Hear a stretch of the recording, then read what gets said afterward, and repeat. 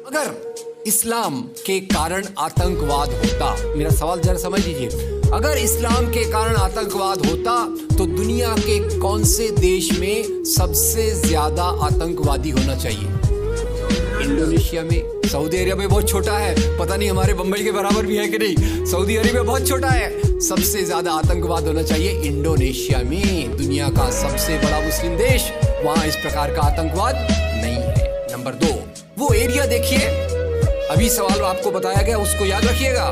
इस दुनिया के आतंकवाद से, जिसको इस्लामिक आतंकवाद कहा जाता है गलती से, कैसा कहा जाता है वो भी मैं बताऊंगा।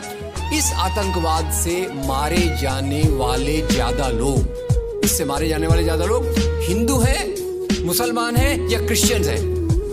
मुस्लिम हैं। इस्लाम के नाम पे आतंकवाद है, सबसे ज्यादा कौन मारा जाता है? मुस्लिम। अब तीसरी बात का ख्याल कीजिए, किस एरिया में इसका लोकेशन है? This terrorism is located in which area?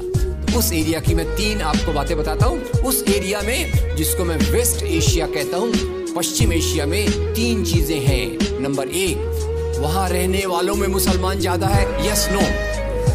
उसी एरिया में आतंकवाद ज्यादा है, उसी एरिया में तेल का खजाना है। तो आतंकवाद तेल के कारण है कि इस्लाम के कारण है?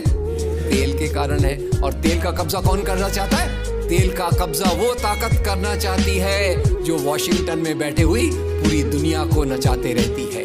काम करने वाला कोई और गुनाहगार कोई और बनाया गया। अब ये आया कैसे?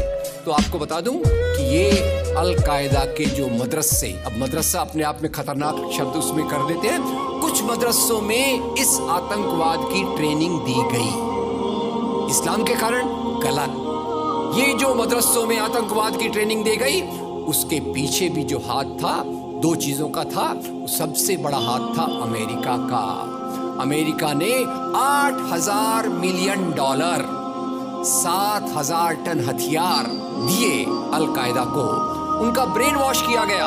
इस्लाम के जो 2 महत्वपूर्ण शब्द हैं, माफ कीजिएगा अगर मैं कुछ गलत कहूं, मैं इस्लाम का स्कॉलर नहीं हूं, समझने की कोशिश करता हूं, कुछ मैंने गलत कहा तो उसमें माफ कर दीजिएगा। तो 2 शब्दों को उन्होंने बदल दिया। एक शब्द था जिहाद। जिहाद तो जो है जिहाद अकबर, जिहाद असगर। जहां तक मेरी समझ है, जिहाद अकबर का मतलब होता है अपनी बुराइयों के खिलाफ लड़ना। जिहाद असगर का मतलब होता है समाज की बुराइयों के खिलाफ संघर्ष करना। तो इस जिहाद शब्द का मतलब बदल कर दिया गया कि जो भी व्यक्ति आपसे असहमत है, जो भी व्यक्ति को, किसी को पहले काफिर लेबल करो। अब काफिर का भी एक बहुत अलग मतलब है, I won't go to the details of that.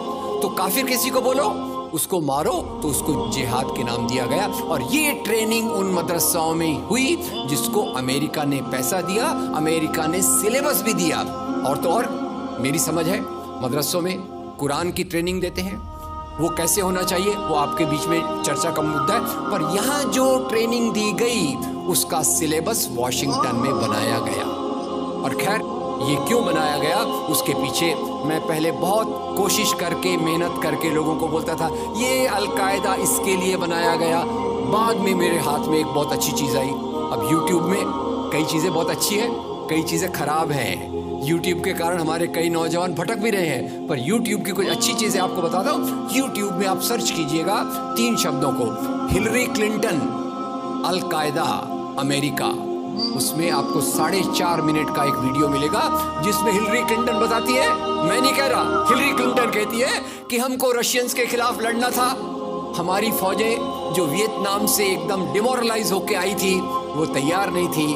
तो इन एशिया के मुसलमानों के नौजवानों के कंधे पर रखकर हमने अपनी बंदूक चलाई, हमने अल कायदा खड़ा किया, हमारा काम हो गया, हम अपने हाथ धो लिए और हम अपने वापस आ गए।